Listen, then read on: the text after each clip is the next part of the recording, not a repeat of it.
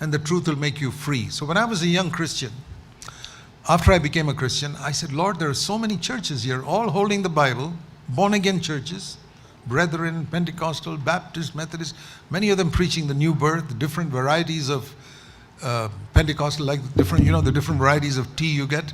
There are different varieties of Pentecostal churches. You can pick your choice. And I said, which of these shall I go to?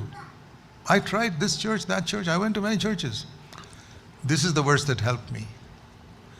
You shall know the truth, and the truth will make you free from what? Not free. I mean, in India, we were free from the British rule. It's not that type of freedom. That's what these people said in verse 33. We are not enslaved to anybody. We are free. And Jesus said in verse 34, if you commit sin, you're not free. So what type of freedom is he talking about? Not independence of the country from other countries. Freedom from sin, verse 34. If you commit sin, you're a slave to sin. And when I say the truth will make you free, it means you'll be free from sin. Then I could find out which church is preaching the truth. I'd go to this church and listen to the preaching there. It didn't make me free from sin.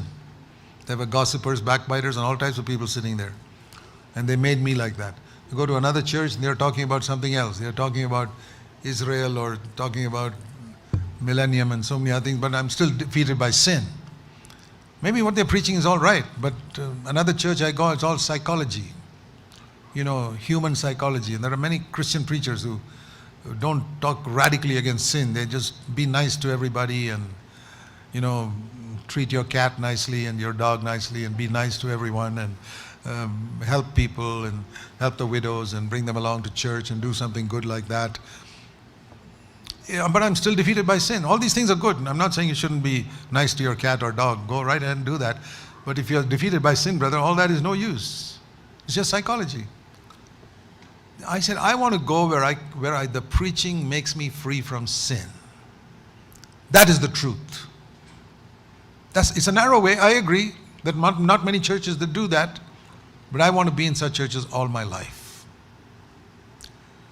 The truth that will set you free. You shall know the truth, and the truth will set you free. We go where we look for a church which will satisfy our need. Supposing you're greatly interested in music.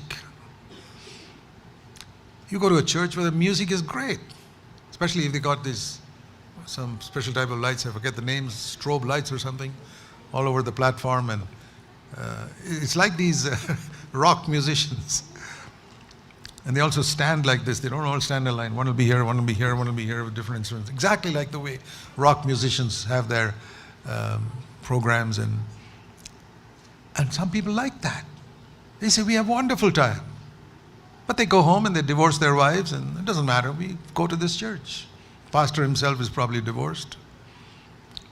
What all is going on today in the name of Christ? And then some people like a very eloquent message which stirs them. What wonderful thoughts of some people like a pastor who's a joker, just makes fun all the time and makes them laugh from beginning to end.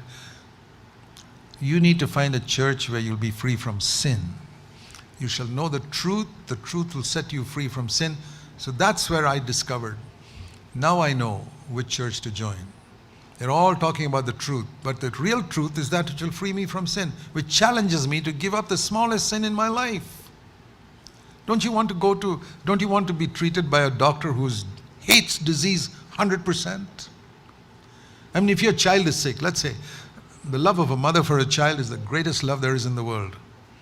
I say that because God said it in Isaiah 49:15. If a mother forgets her child, sucking child, then I'll forget you, but I won't. When God wanted to speak about his love, he did not take to Hollywood lovers. He talked about a mother loving his child.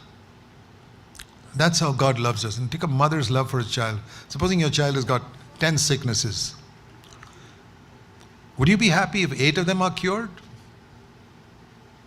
Much better, 80% healthy. You'd still be concerned about the other 20%. Which mother will not be concerned? We want to be completely free of sickness in our children. What about sin? What about sin in your children? What about sin in your life? Do you take it lightly? I never want to take it lightly.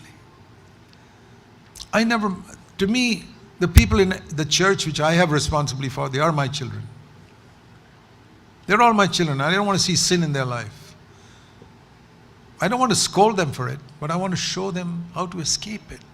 There's a narrow way by which you can escape from sin.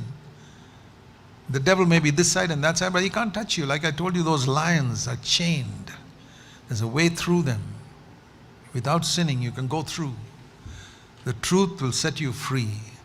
So that's the first thing I want you to see. Choose a church where the message will challenge you to be free from sin. You see, there are very few like that. Agreed. We had a great burden when the Lord opened this truth to us about being free from sin and